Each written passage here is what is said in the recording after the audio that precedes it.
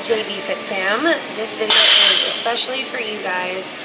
We're going to go over some form on really specific exercises that eventually you're going to want or already have been programming for each and every one of you. So here's the exercises we're going to go over today. We're going to go over the squat, the barbell squat, and an option if you either do not have a barbell or a squat in the gym, what else that you'd be able to do. We're going to go over the barbell hip thrust as well, and then we're going to go over the barbell RDL, or more commonly known as the Romanian deadlift, and why I've chosen to give you guys the Romanian deadlift instead of a couple of other exercises. So stay tuned. Me and my Alright guys, so when we're going over the squats, I want to basically just show you what basic squat form is with just your body. This is the foundation of the entire movement. If we don't have this down, then we're not going to be able to utilize equipment with it, and then we're not going to be able to lift any weight. So I'm going to show you from the front and the side. We're going to go over the position of the feet, the back, the hips, the knees, and the shoulders. I'm going to show you a regular squat from the front, and then I'm going to turn to the side, show you that same squat so that you can see depth, and then also want to show you what the upper body should look like and arms overhead. So when you're squatting down, it's pretty simple, but it really has a lot to do with your mind-muscle connection, understanding where your body is.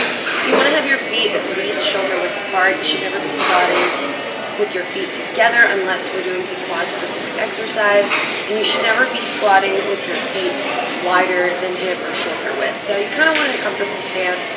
Now some people might need to open up their toes a little bit more, and some people can keep their toes a little bit more vertical, straightforward, and in line with their knees and hips. So you want to just kind of feel it out, because that's going to be more personalized for everyone. So as you're squatting down, for me in particular, my toes are slightly open, so you can see when I squat down, I'm dropping my weight into my heels, I'm keeping my chest up and open, and I'm making sure that my shoulder blades are back and down, and my spine is straight, and I'm coming back up exactly the way that I came. So I'm trying to get to that parallel point as I drop my hips. Of course, I'm going to, again, put all my weight in my heels and then come back up. So it's pretty simple. You guys can do this as well from the side. So I'm kind of sitting back in an invisible chair. That's how you're going to transfer your weight to your heels and then come right back up. So at not one point should your toes be clenching. They should be pretty relaxed in your shoes. And again, we're not trying to hyperextend. We're not trying to round our shoulders. So just a couple of basic squat form thingamajiggies to look at. Alright, so if you find yourself just squatting with body weight and kind of struggle to find that parallel position or to find the depth of your squat, and you kind of look in the mirror, or let's say you take a picture and you have trouble squatting between those knees and you start to squat over the knees and over the toes, and we're going to come onto your back, and we're really going to try to find that optimal squat for you and just try to figure out where your hip flexibility is. So you're going to come onto your back.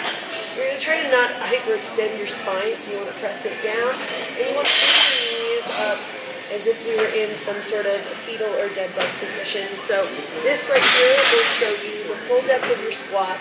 If you seem to struggle with that, if you come up your back and test this out, then it's obviously got to be something else that we need to assess. But this is where you can find it, and then just come back up. Alright, so we're going to demonstrate exactly how our posterior chain should look at the bottom of the squat. This will also apply to the deadlift as well. This is how you obtain that neutral position for your spine.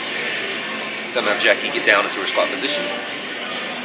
Alright, so she's in the field here. So with a line here, as I push this bar up against her, you should notice that her back of her hip, shoulder blades touching, and also right here at the bottom position is touching. We want to have just a slight little gap here, but we definitely don't want an excessive gap. Alright, just like so. That's too excessive, so she'll bring it on in by just tightening up her core and brace. And these are the alignment points. Back of head, shoulders should be touching, and the bottom of the hips as well for a good, proper neutral positioning.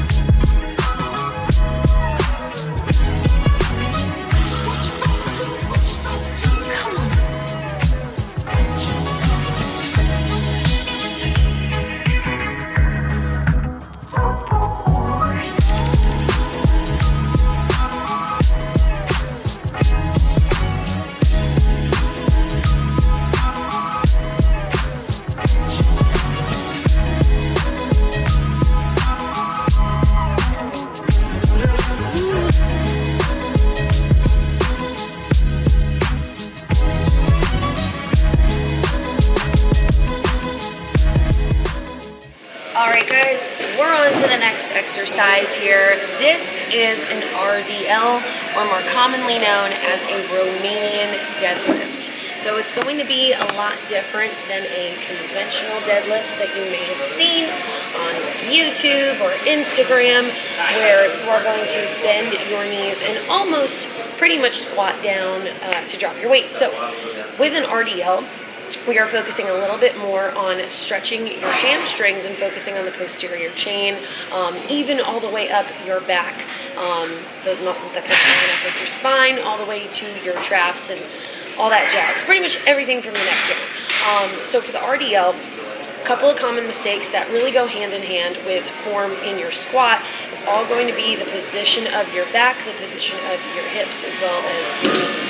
So here I'm just going to kind of quickly show you just a basic like body weight hip hinge position. And anytime I write in the notes for you guys on your training programs, this is a hip hinge position. I want you to remember the difference between a hip hinge and a squat. Being in group training, I see all the time that these are two things, a hip hinge and a squat, that get mixed up all the time. So I'm here to clear it up for you guys and make sure that in the gym you are performing all exercises the most efficient and safest way. So here goes nothing with the dumbbell or even the barbell RDL. There's multiple ways you can do this, and I'll go over all of it just now.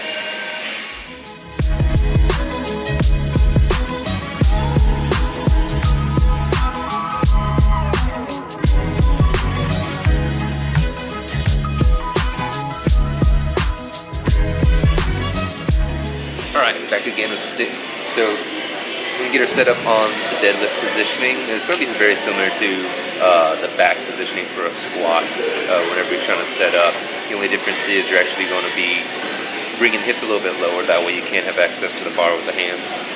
So Jackie's going to get down into position to grab, and then from there she's going to tighten up her posterior side just like she would with the squat. So if I bring the stick again over to her spine here, we're going to have contact with the head, shoulder blades, and then down to that hip. We have a perfect line. And we're going to hold that positioning as she comes up from the bottom position. Go ahead and take it on up.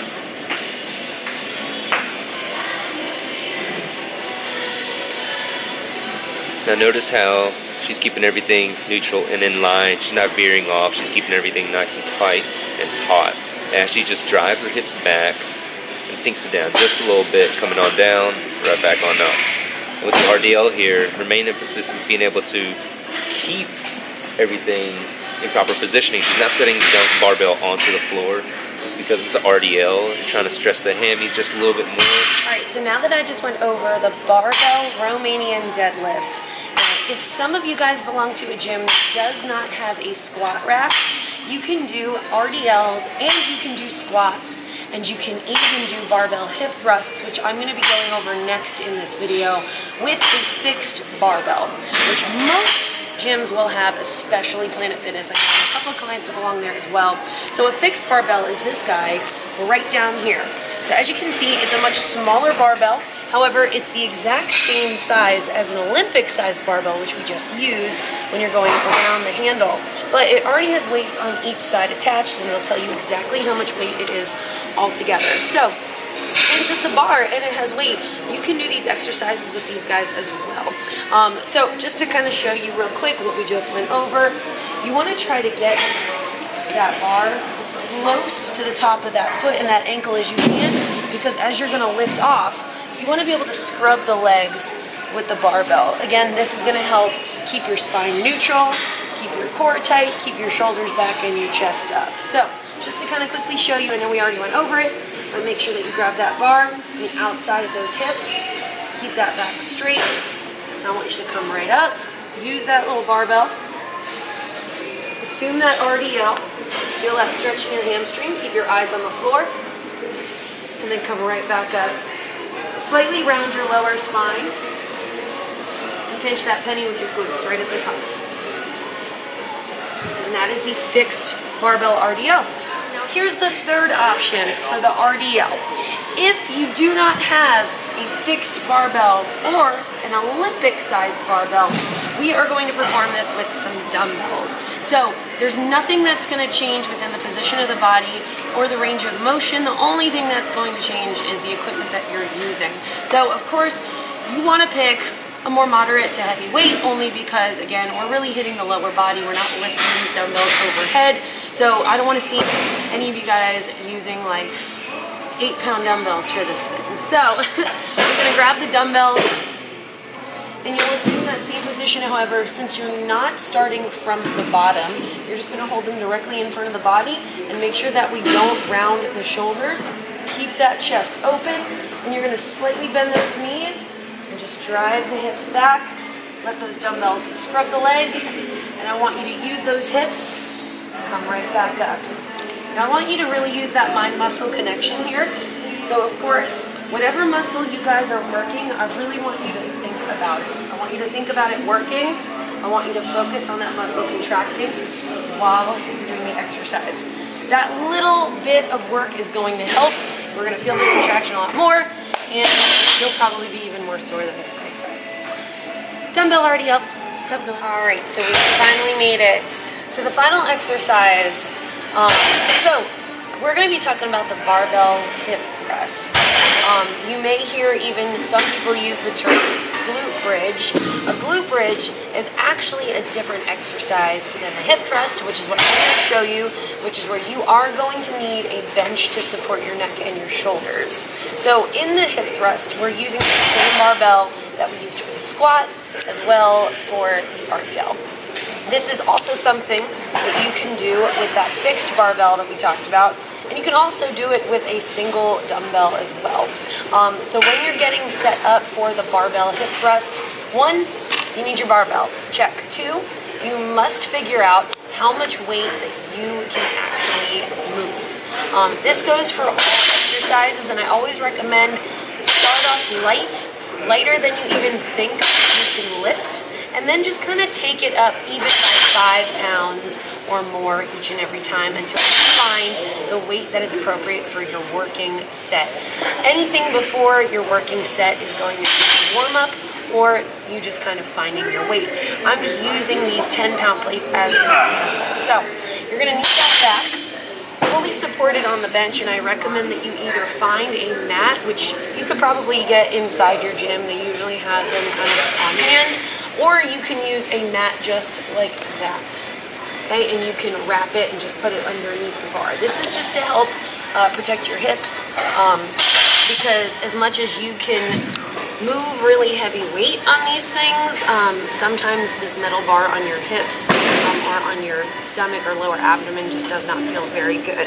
So you're going to take that pad and place it right in front of your lower abdomen and your hips, kind of getting it ready for contact with the bar.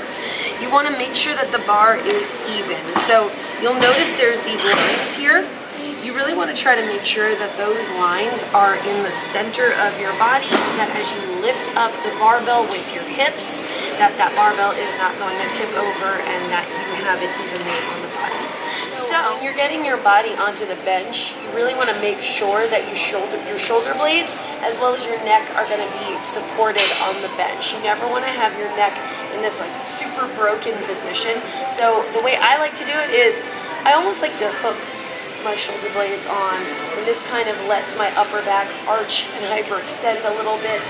I'm going to bend my feet as far as going to get a little close to me, and yes, in the beginning it will be just a little uncomfortable.